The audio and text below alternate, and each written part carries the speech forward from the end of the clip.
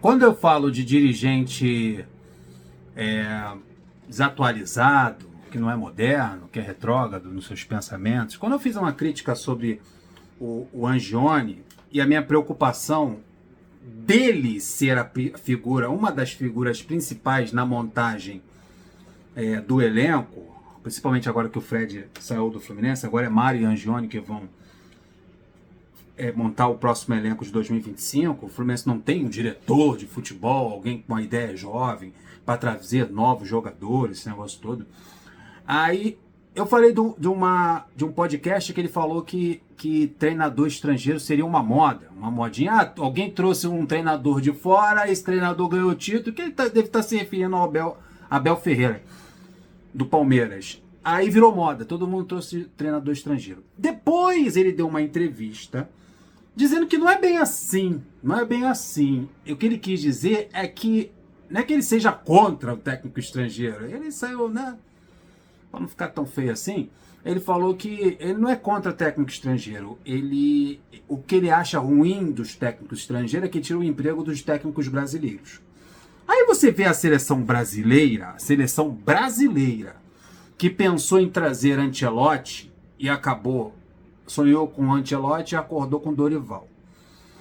Empatar da forma que empatou com a Venezuela, a gente vê nas modificações que o Dorival fez durante a partida, a limitação dos técnicos brasileiros, o técnico da seleção brasileira.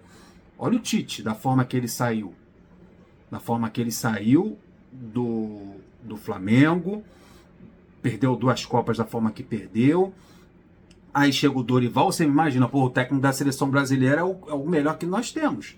Olha o que o técnico da seleção brasileira antes do Dorival era o Fernando Diniz, estava trabalhando aqui com a gente, não durou muito. Logo saiu. Daí você vê nas alterações do técnico da seleção brasileira, teve um momento que ele tinha 2 homens no meio de campo e 5 atacantes contra Poçante e Venezuela. Olha que a Venezuela acabou o jogo com 1 a menos. E em grande parte da partida, a seleção brasileira tinha o domínio, tinha esses 5 jogadores espalhados, 5 atacantes espalhados pelo campo, 2 abertos pelo lado direito, 2 abertos pelo lado esquerdo, um centralizado, um time que não joga sem centroavante, todo mundo se movimentando em velocidade, não conseguindo furar o bloqueio da seleção venezuelana, cara. A seleção venezuelana tá fazendo uma boa eliminatória, fez uma boa Copa América, foi eliminado pelo Canadá, se não me engano.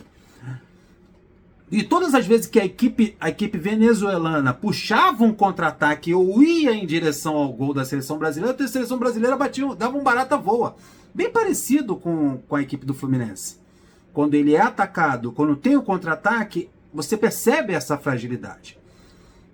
2 laterais que eu não sei de onde, tô falando de seleção brasileira mesmo, daqui a pouco eu vou falar de Fluminense. 2 laterais que eu não... É triste você ver jogando na seleção brasileira, o tal do Wanderson e o outro é o Abner. Uma lateral que tinha Branco, Leonardo, Roberto Carlos. Né? Uma lateral direita que tinha Leandro, que tinha Jorginho, que tinha Cafu. Daí você tem que aturar Wanderson e Abner. Os camaradas parecem até lateral de clube pequeno. Os camaradas não passam do meio de campo. E você vê o treinador da seleção brasileira, que na verdade, ele está tirando o espaço de um treinador estrangeiro que poderia estar ali com novas ideias, com um novo trabalho, com a cabeça mais fresca. Não digo nada, o cara é brasileiro, mas o Felipe Luiz, que chegou no Flamengo, já mudou a cara do time, porque é um treinador que foi moldado na UEFA, lá na Europa. Tudo que ele implantou ali no Flamengo, ele trouxe lá da Europa. Ele não teve esse momento de contaminação com o técnico brasileiro.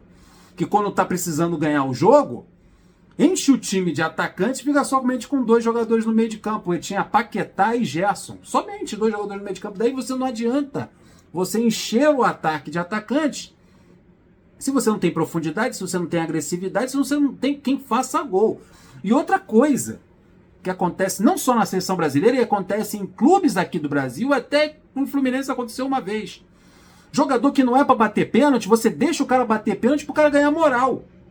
Ah, o Negueba, tadinho do Negueba, não ganhou, o Vinícius Júnior não ganhou a bola de ouro. Vamos deixar ele bater para ele ganhar uma moral. E o narrador falando, não, agora o Vinícius Júnior, ele disse que agora vai mostrar o seu futebol, vai mostrar para o mundo quem ele é. Daí o camarada vai lá e bate o pênalti de uma forma vergonhosa. E no rebote ele consegue fazer o mais vergonhoso ainda.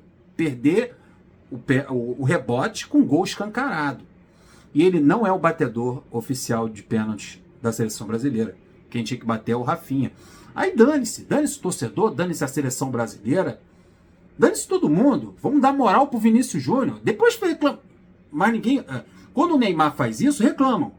Mas como é o Vinícius Júnior, que é o xodó da imprensa, é o querido da galera, por causa de suas bandeiras, esse negócio todo, que são justas, que são necessárias, mas espera aí, ele não é maior do que a seleção brasileira. Nervoso, reclamando, discutindo com jogadores. Eu vejo traços de Neymar no Vinícius Júnior, no comportamento dentro de campo. E não adianta, você bota o Luiz Henrique aberto pelo lado, você já começa errado a escalação quando você coloca o Rafinha de meio armador. O que o Paquetá estava fazendo no banco de reservas?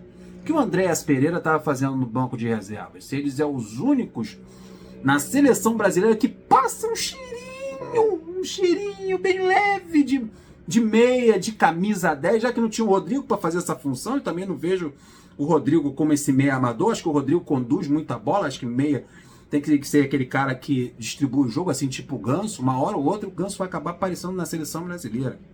Mas não por necessidade mesmo, porque não tem ninguém, não tem um meia armador no futebol brasileiro para fazer isso, nem fora. Mas, amigo, você montar um meio de campo com Gerson, ok.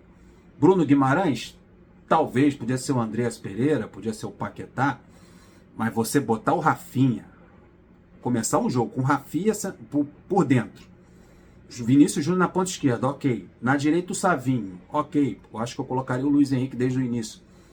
E o Igor Jesus, com todo respeito ao Botafogo, mas não é centroavante para a seleção brasileira, não é Rivaldo, não é Ronaldo, não é Bebeto, não é Romário, aliás, não chega nem perto, nem cheira isso. Aí tem na zaga Gabriel Magalhães, Marquinhos, são os menores dos problemas. Mas laterais ineficientes, um time cheio de atacantes. Aí no segundo tempo, você está empatando com a possante Venezuela. Aí tu bota o Paquetá, daí tu bota Luiz Henrique, aí tu enche o time de atacante, quando o problema é no meio de campo, na agressividade, em jogadores que saibam fazer gol, e numa cabeça de seleção brasileira que tá querendo dar moral para um jogador porque perdeu a bola de ouro, aí não dá. Aí que você vê a mentalidade dos dirigentes, do Edinaldo, chefe da CBF, começa lá na CBF, aí vai contaminando alguns técnicos e dirigentes, que veem na figura do técnico estrangeiro uma moda, que na verdade não é, que o técnico estrangeiro tira o emprego do técnico brasileiro. E não é, amigo, é competência. Se você quer o melhor para a seleção brasileira, tem que ser o técnico estrangeiro. Se você quer o melhor para o seu clube, vamos pensar num técnico estrangeiro. Daí, por isso, aí o Angione fala, mas ele tira o emprego dos técnicos brasileiros. Que técnicos brasileiros? Mano Menezes? Roger Machado? Diniz? O Anderson Moreira? Barroca? O técnico estrangeiro tira o emprego desses caras? O líder do Campeonato Brasileiro e o vice-líder são estrangeiros. O finalista da Libertadores é um estrangeiro. Ao lado dele, que é o Milito, também é estrangeiro. 2 técnicos estrangeiros no final da Libertadores. Vamos pensar direito, irmão. Aí, ainda tem que ver essa parada. Vamos falar de Fluminense agora. O jornalista Diego Beckman, da CBN Belém, informou que o Fluminense tem interesse e sondou a situação do venezuelano Esli Garcia, do Paysandu. Isso foi lá no GE, lá do Pará. Eu vou dançar o kkk, dançar, curtir, ficar de boa. Aí, isso foi lá. Olha só como esse período do ano é chato, cara. Vai começar essa parada aí de montagem de elenco, contratação, indicado, pesquisado, vendido, comprado, essas paradas aí de montagem de elenco. O camarada, na verdade, ele foi oferecido ao Fluminense. Aqui, como vai ser um monte de jogadores oferecidos ao Fluminense, um monte de jogador vai querer jogar o Super Mundial no meio do ano. E o empresário vai ficar louco para ver o camarada jogando no Fluminense, porque quer ver ele pegando um time, os times da Premier League, da Liga Espanhola, da Alemanha, da Holanda. Então vai indicar jogadores às pencas, aos cachos enormes de jogadores sendo indicados lá nas Laranjeiras. Então a gente tem que ter um cuidado para dizer que o Fluminense está interessado num jogador X, no jogador Y, no jogador Cacimba 4. Quando, na verdade, esses jogadores estão sendo indicados. E graças a Deus o Fluminense falou que não se interessou pelo possante Esli Garcia do Paysandu. Foi uma indicação, foi um oferecimento. Ofereceram para o Fluminense. O Fluminense não quis, mas já estava saindo nas redes sociais que o Fluminense tinha interesse num jogador venezuelano. Venezuelano que eu acharia que seria uma boa para o Fluminense é o tal do Soteldo. Mas é difícil. Então esse período é assim. É muito mentirinha. Ainda confirma, diz que vai contratar e depois vem o clube desmentir. Conversa fiada. Então Esli Garcia, o venezuelano do Paysandu, foi oferecido ao Fluminense pelo seu staff. Entretanto, o Fluminense não deu sequência na negociação. Belezinha, falei de seleção. Deixa o like, se inscreva no canal, compartilha, tô indo nessa.